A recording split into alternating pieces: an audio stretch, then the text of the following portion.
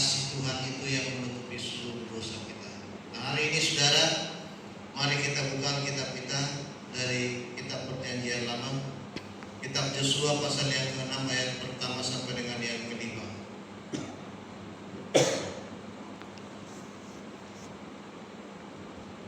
Perjanjian Lama, kitab Yosua, kitab setelah kitab Ulangan.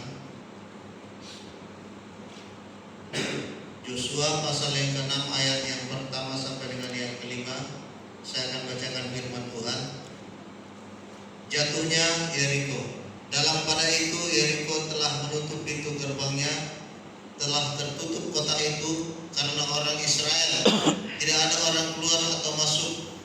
Berfirmanlah Tuhan kepada Yosua, ketahuilah, aku serahkan ke tanganmu Yeriko ini beserta rajanya dan pahlawan-pahlawannya yang gagah-gagah perkasa.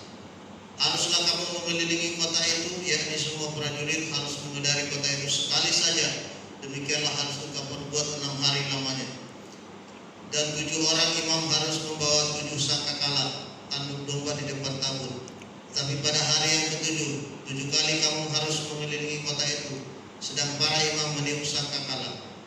Apabila sangkakala tanduk domba itu panjang bunyinya, dan kamu mendengar bunyi sangkakala itu, maka haruslah seluruh bangsa bersorak dengan sorak yang nyaring. Maka tembok kota itu akan runtuh, lalu bangsa itu harus memanjanya, masing-masing langsung ke depan. Puji Tuhan. Haleluya. Saudara, judul firman Tuhan hari ini adalah melewati masalah dengan iman.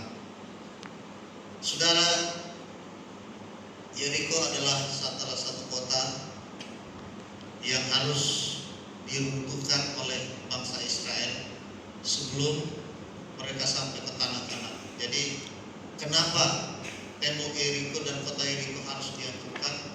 Karena memang orang-orang Yeriko adalah orang-orang yang tidak berkenan kepada Tuhan, tidak menyembah lagi Allah Abraham, Allah Ishak, Allah Yakub. Dan kota yang pertama harus mereka lalui menuju tanah Kanaan adalah kota Yeriko. Nah, saudaraku, orang Israel tidak mampu dengan teknik prajurit mereka, militer mereka untuk menghancurkan kota itu, karena sangat sedikit orang Israel. Nah, saudaraku, kita melihat di sini bagaimana Allah yang berperang melawan musuh-musuhnya, bukan orang Israel yang sesungguhnya secara fisik. Kita lihat di sini, saudaraku yang terkasih di dalam Tuhan, bahwa begitu sangat tebalnya tembok Yeriko, lebarnya ada sekitar 6 meter menurut para ahli, dan tingginya sekitar 12 meter. Saudara, di atas ketebalan 6 meter itu bisa kuda-kuda berjalan di sana, saudara. Sungguh sangat kokoh. Saudara, kita melihat di sini, saudaraku, ada beberapa poin penting yang kita harus pelajari malam hari ini, saudara. Saudara mungkin sudah sering mendengarkan bagaimana kota Yeriko dirobohkan oleh Tuhan. Mereka mengelilingi kota itu 6 kali atau 1 kali dalam 1 hari selama 6 hari, dan tidak ada yang bersuara, saudara. Lalu hari yang ke-7 mereka harus mengelilinginya 7 kali. Lalu ketika dikatakan oleh Yosua bersorak, maka bangsa itu akan bersorak, dan ketika bersorak runtuhlah kota itu, saudara. Nah, saudara, kita lihat di sini, saudara, kota Yeriko sudah tertutup. Dalam ayat yang pertama dikatakan telah menutup pintu gerbangnya, telah tertutup kota itu karena orang-orang Israel. Tidak ada orang yang keluar atau masuk. Nah, saudara, kalau kita lihat begitu tidak mungkinnya bisa kota itu direbut oleh bangsa Israel. Nah, ayat yang pertama menggambarkan betapa tertutupnya terkadang kehidupan kita untuk meraih sesuatu, saudara. Tidak ada jalan keluar lagi bagi kita untuk mendapatkan sesuatu. Sudah buntu, saudara, tidak ada jalan lain. Tidak ada jalan keluar lagi, saudara. Semua sudah kita coba. Nah, di sini, saudara, gambarannya begitu indah. Tetapi Allah bekerja di hidup kita, saudara. Kalau kota Yeriko dapat pintu gerbangnya dikuasai, saudara, karena Allah bekerja. Nah, saudara yang terkasih di dalam Tuhan, terkadang kalau kita pikir, saudara, pergumulan hidup kita begitu berat, tidak ada jalan keluar lagi, semua sudah tertutup. Kita coba ke sana kemari, semua menolak, tidak ada jalan lain pun, saudara. Tapi saudara, Allah kita selalu pedulikan kita. Bagi Tuhan untuk keluar dari masalah kehidupan kita sesungguhnya adalah sesuatu yang sangat gampang bagi Dia. Tapi Tuhan memang sengaja, saudara, membuat segalanya tertutup, seakan-akan sulit, tidak ada lagi jalan ke sana, saudara.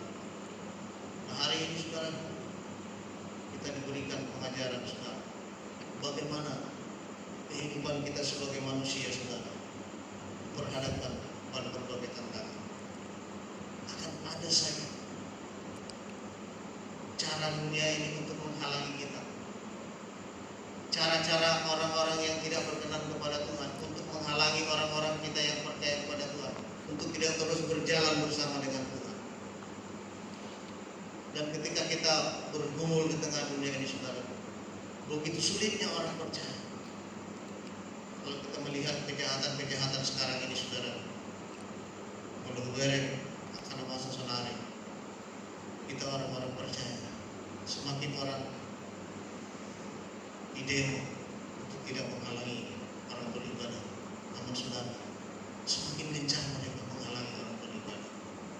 Saudara, kejahatan demi kejahatan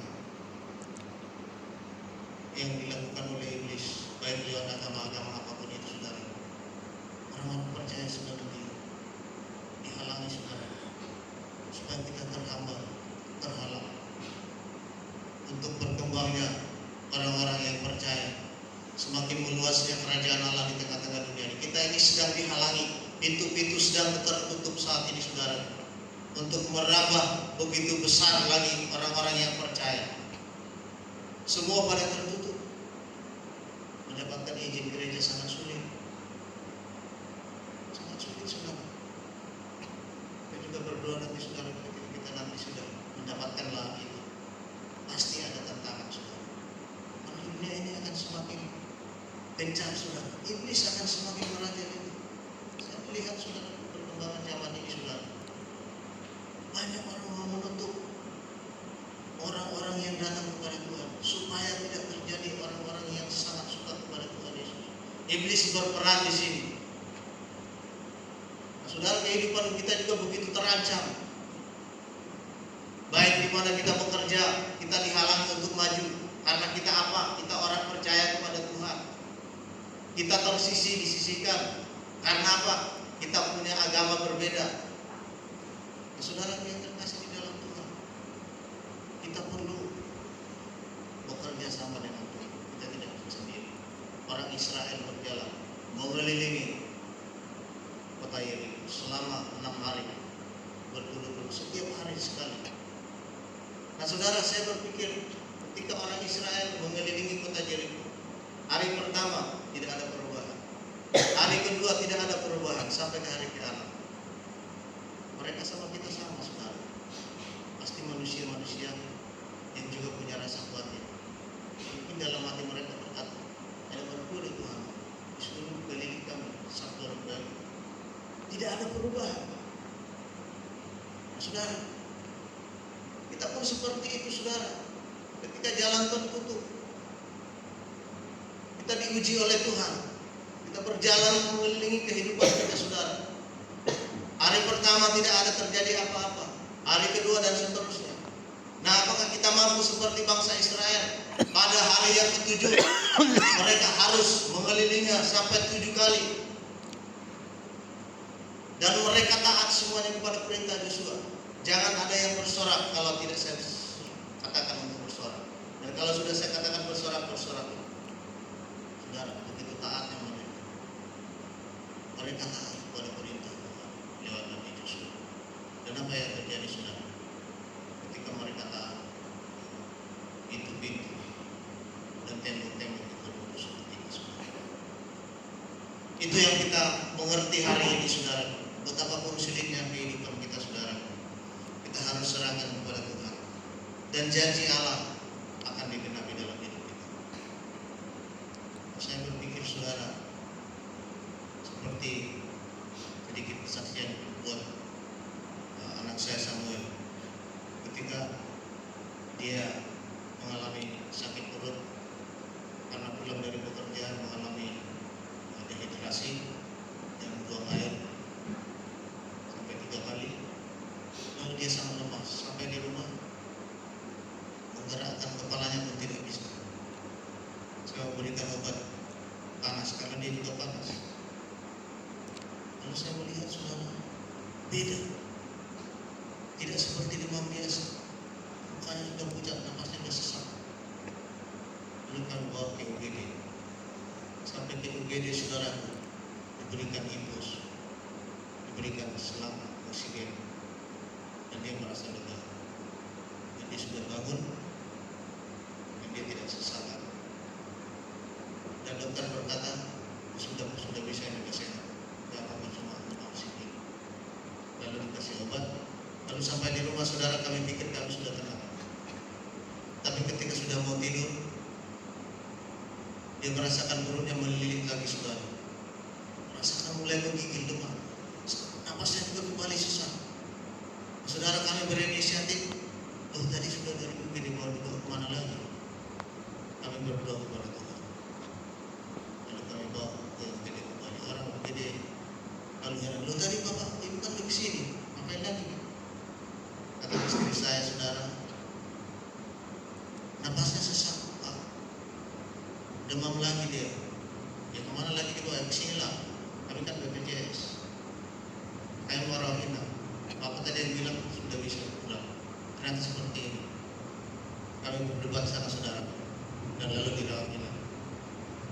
Lalu saudara diprediksi lagi oleh dokter besoknya saudara bahwa ini adalah gejala tipes.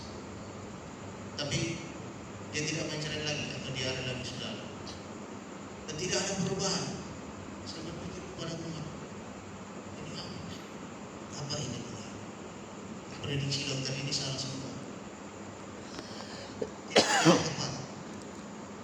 Dicek darahnya, dicek di ronsen saudara, tidak ada apa-apa. Saudaraku, kemudian dialihkan kepada dokter yang lain saudara. Setelah di USG kelihatanlah bahwa terjadi usus buntu. Lalu dokternya berkata kepada saya, bagaimana Pak? Ini saya pikir ini adalah usus buntu. Bapak mau diangkat ini dioperasi? Saya berkata, ya kalau memang usus buntu mau harus dioperasi, sudah lakukan aja. Istri saya sudah tidak enak melihat muka saya, tapi saya percaya kepada Tuhan. Rencana Tuhan pasti. Haleluya. Dan sampai hari ini dia sudah mulai mengalami pemulihan. Dan saya berpikir, Tuhan, semakin saya mendekat kepadamu Tuhan, ada saja jalan yang tidak terpikirkan oleh saya, dan saya tidak berpikir bahwa dia akan usus buntu saudara. Tapi harus seperti itu jalannya. Nah saudara, terkadang saudara kita tidak tahu apa yang terjadi ke depan. Tapi yang perlu kita tahu saudara, apapun yang terjadi, Tuhan menyertai kita. Puji Tuhan. Haleluya. Bangsa Israel disuruh oleh Tuhan harus mengelilingi kota Yeriko selama 6 hari dan 7 hari, 7 kali saudara. Mereka pasti berpikir sama dengan saya, ada apa lagi ini Tuhan? Kenapa seperti ini? Tapi mereka taat kepada Tuhan, terjadi mujizat yang luar biasa.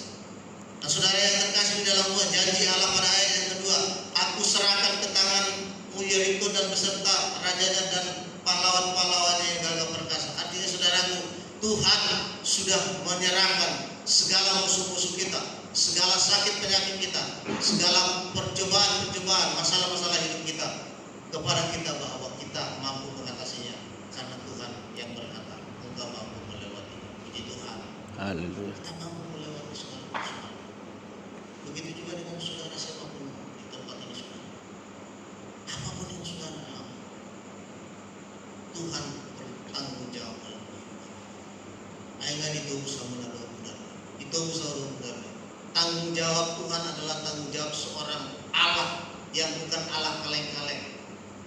Saya dipilih oleh Tuhan saudara dipilih oleh Tuhan itu dari semua bangsa. Di antara semua bangsa itu saudara terpilih.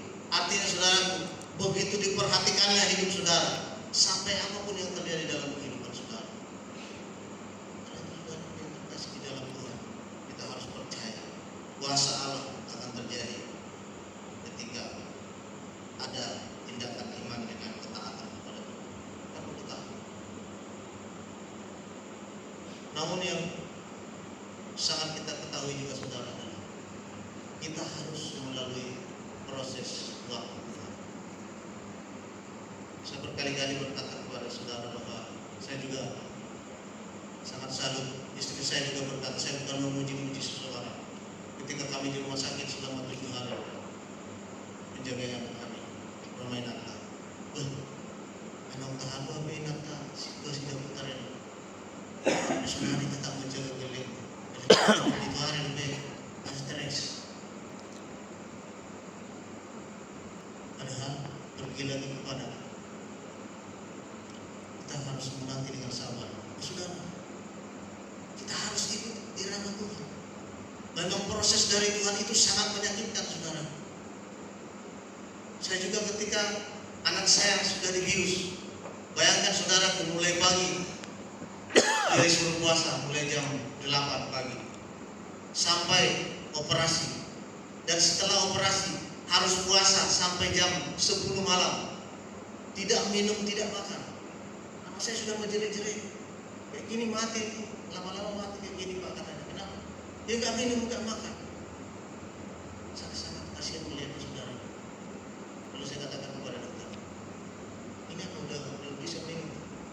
Belum Pak, nanti jangan makan lagi. Saya harus lihat dulu, dengar dulu dari perutnya, dari ususnya ada suara lep-lep-lep, ada getaran, baru boleh makan. Ini darah. Anak saya sudah kehausan sekali. Sedikit aja Pak airnya, katanya. Aduh, saya nggak bisa kasih. Lalu datang dokter itu berkata, saudara, teteskan saja sedikit kemudian, tapi jangan ditolak. Anak saya berkata, nanengel lo orang ini, mantir ini. Nah kalau ini bagi Yesus sih, kalau kuling-kulingin, apa yang mau kulingin, nanengel le, saking dia emosinya. Saya bisa bayangkan, tidak minum, tidak makan, habis operasi. Beda dengan istri saya dulu, begitu siap operasi, langsung dikasih minum, kasih makan. Ini harus. Saudara, saya berpikir, saya berkata kepada Tuhan, bahwa kekuatan mula yang akan menopang. Dan hari itu saudara, setelah diberikan minum dan makan saudara, anak saya masih tetap menjadi karena memang sakit, habis dibius. Seperti mau mati anak saya, katanya saudara. Nah hari ini saudara, apapun yang terjadi dalam kehidupan kita, proses Tuhan itu sangat menyakitkan. Tapi ketika anak kami sudah bisa berjalan sekarang ini saudara, dan kemarin dipanggil dari perusahaan untuk penyambungan kontrak di perusahaan. Waduh, bagaimana nih saya membawa perutnya masih nggak bisa baca.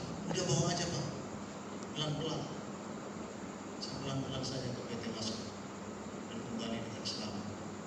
Saya percaya proses waktu Tuhan inilah yang membuat kita harus lebih kuat. Iman kita semakin bertumbuh ketika melihat, merasakan, melewati segala proses dari Tuhan. Nah saudara yang terkasih di dalam Tuhan, bagaimanapun proses hidupmu, untuk anak-anakmu, untuk masa depan keluargamu saudaraku, ikuti saja proses Tuhan yang menyakitkan itu. Karena ketika kita sudah melewati proses yang menyakitkan itu, maka akan timbul iman dalam segala kehidupan kita. Kita akan bertambah-tambah pengenalan kita akan Tuhan. Lam tabotoma o sumonondo hampir rencana Tuhan. Semakin kita berbangga punya Allah seperti Tuhan. Saya sangat bangga punya Allah seperti Tuhan Yesus. Meski hidup menderita, meski hidup menyakitkan saudara, tapi proses itu yang membuat saya bertumbuh di dalam iman pada Yesus Kristus. Puji Tuhan. Dan malam hari ini saudara, mari kita hancurkan segala tembok Yeriko dalam kehidupan kita. Tembok Yeriko bisa masalah, bisa sakit penyakit, bisa pergumulan hidup. Dan ini memang adalah tembok-tembok yang dibangun oleh iblis di dalam hati orang-orang percaya. Dan kita harus memang merobohkan itu dengan iman kepada Tuhan Yesus. Kita tidak bisa berjuang dengan otot kita, saudara. Tidak ada yang bisa kita tambahkan dari otot ini untuk mengalahkan segala tembok-tembok Jeriko dalam hidup kita. Nah itu malam hari ini, apapun tembok Jeriko hari ini, saudara, tembok Jeriko sakit yang belum sembuh, kita lewati proses itu. Pergumulan ekonomi, pergumulan anak-anakmu, apapun rencanamu, saudara, tembok Jeriko ini memang kita harus lampaui supaya kita sampai seperti rencana Allah bagi bangsa Israel menuju tanah Kanan yang mulia. Itu sebabnya tembok itu memang harus diruntuhkan.